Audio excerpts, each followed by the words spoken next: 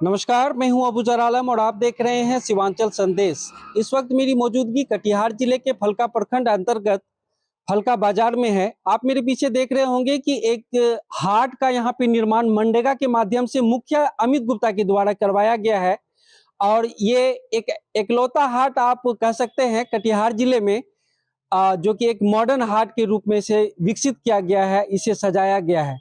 हमारे पीछे मुखिया प्रतिनिधि अमित गुप्ता यहाँ पर मौजूद है और हटिया के मालिक जो है टुनटुन गुप्ता वो भी मौजूद है।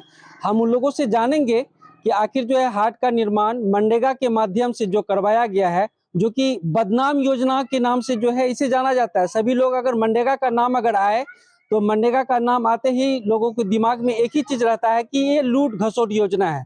लेकिन इससे तितर होके जो है इन्होंने इस योजना के माध्यम से इस हाट का निर्माण कराया है और बहुत अच्छा पहल रहा उनका कि इस तरह की जो है हाट का निर्माण करके आज जो है सुर्खियां बटोर रहे हैं। मेरे पीछे जो है मुखिया अमित गुप्ता है, मैं उनसे सारा बात जानने की कोशिश करूंगा। धन्यवाद। कैसे जो है हाट का निर्माण आपके माध्यम से करवाया गया, कैसे आपको सोचा है कि इस तरह का मॉडर्न हाट को बनाना चाहिए? कटिहार जिले में एकलौता है। जी जी बिल्कुल, ये एक्चुअली मेरे घर के बिल्कुल सामने है हाट, अगर आप देख पा रहे हैं। तो हमेशा से जब मैं प्रतिनिधि नहीं भी था तो घर के बाहर निकलते ही दिखता था कि क्या दुर्दशा है हाट की, क्योंकि जब बारिश होती थी तो लोगों का अनाज पानी तो भीग ही जाता था, आलू प्याज सब्जी बहने लगता था पानी में बिल्कुल, क्योंकि घुटने भर गड्ढा था यहाँ।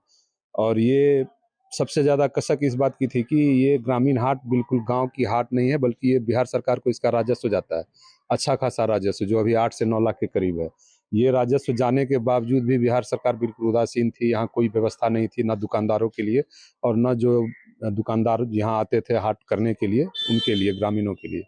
तो ये हमेशा से मन में रहता था कि अगर कभी मौका मिले तो इसको बात को उठाया जाए, और जब पब्लिक ने सामने से मौका दिया तो इसको मैंने मनरेगा से कार्य पूर्ण किया।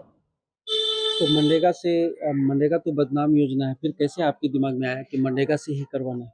बदनाम योजना कहने के लिए है, देखिए मनरेगा के बारे में बहुत सी गलत धारणाएं लोगों के मन में है। मनरेगा बोलते ही लोग सिर्फ मिट्टी वर्क समझते हैं, जैसा मुझे भी पहले यही मालूम था कि मनरेगा मतलब मिट्टी का काम, यानी रोड पे, नहर पे, शहर पे सड़क निर्माण का काम हो रहा है, मिट्टी भराई का काम हो रहा है, वहीं तक मनरेगा है।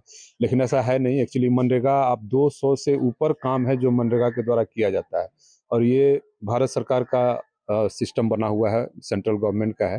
तो इसमें बहुत सारा काम करने के लिए है। तो जैसे ही मेरे दिमाग में आया कि ये बड़ा योजना था तो पंचायत से संभव नहीं था। तो मनरेगा में आपकी यही खास बात है कि आपके पास कोई बाउंडेशन नहीं है काम का, ना तो कोई आपका लिमिटेशन है बजट वाइज। तो इसलिए ये बड़ा काम था, तो मनरेगा से ही किया जा सकता था, इसलिए मनरेगा से हम लोगों ने किया है इसको। यहाँ पे जो है आप झंडा जो है हमेशा फहराते रहते हैं उस पर, झंडा हमेशा क्या उद्देश्य है? हमेशा नहीं फहराते। एक्चुअली देखिए हमारा पंचायत जो है स्वतः दक्षिण, ये बाजार का एरिया ज़्यादा कवर करता है, तो जगह का हमारे यहाँ कमी है, और जगह की कमी की वजह से ही हमारे यहाँ अभी तक पंचायत सरकार भवन भी नहीं है। तो झंडोत्तोलन का भी समस्या हमेशा से रहा है। जो भी पहले मुखिया जी या जनप्रतिनिधि रहे हैं, मनरेगा भवन में या सामुदायिक भवन में या प्रारंभिक कोई भी जो धर्मशाला है या मंदिर का प्रांगण है, वहाँ फहराते थे। तो ये एक इतना बड़ा निर्माण जब किया गया तो मुझे लगा कहीं ना कहीं यहाँ झंडोत्तोलन की भी व्यवस्था होनी चाहिए, जो मैंने खुद से अपने दिमाग से उसको बनवाया है। और वहाँ पे एक सेल्फी पॉइंट भी बनाया गया है जिसको लोग देखने के लिए अभी आते हैं। तो खुशी की बात है, मुझे अच्छा लगता है और प्रेरित होता हूँ मैं इससे। आप जो है सरकार से क्या आग्रह करेंगे और क्या मतलब इसमें जो है कुछ? सरकार से कोई आग्रह नहीं, सरकार से बस ये आग्रह है कि मनरेगा से जैसे आप 200 से ऊपर काम है जो कर सकते हैं, यानी कोई भी काम ऐसा आपके दिमाग में आए कि काम करना है अगर गांव में या पंचायत स्तर पे, तो मनरेगा से ही संभव है। पंचायत में अब कुछ बचा नहीं है। देखिए पंचायत को तो बिल्कुल बांध दिया गया। जैसे पहले ग्राम सभा में ग्रामीण अपना समस्या लेके आते थे, उसको ग्राम सभा में पारित किया जाता था और काम किया जाता था। अब वैसा सिस्टम है नहीं। अब ऊपर से जो है योजना आता है कि आपको इसी में से काम करना है। तो ग्राम सरकार, जो ग्राम पंचायत का जो औचित्य था वो बिल्कुल खत्म हो गया है। तो एक मनरेगा ही दिख रहा है जिसके द्वारा हम लोग कुछ किया कर सकते हैं। तो सरकार से बस ये कहना है कि अक्रॉस इंडिया सब सारे स्टेट में जो मनरेगा का पेमेंट है बहुत टाइमली होता है। सिर्फ बिहार में ही ऐसा है हमारे यहाँ कि मटेरियल का पेमेंट 2 से 3 साल लेट होता आ रहा है। जो अभी तक ये मैंने निर्माण किया है, जिसको 1 साल पूरा हुए हो गया, और अभी भी पैसा मेरा एक भी मतलब कहने के लिए 10% भी नहीं निकला है। तो यही एक समस्या है। अगर इसको रिवाइज करके इस पे सरकार ध्यान दे, अगर टाइमली मटेरियल का पेमेंट करने लगे तो बहुत सारे प्रतिनिधि इससे प्रेरित होकर मनरेगा से काम आगे करेंगे।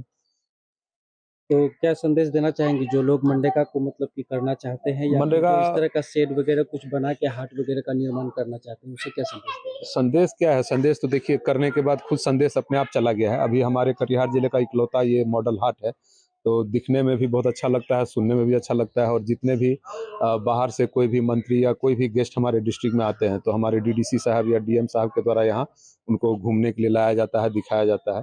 तो ये हमारे लिए गर्व की बात है, खुशी की बात है कि मेरे पंचायत में लोग आते हैं, देखने आते हैं और इसको देख के ऑलरेडी काफ़ी लोग जागरूक अब हो रहे हैं। जहाँ पहले से हाट लगता आ रहा है उनके दिमाग में नहीं था कि ऐसा भी हो सकता है।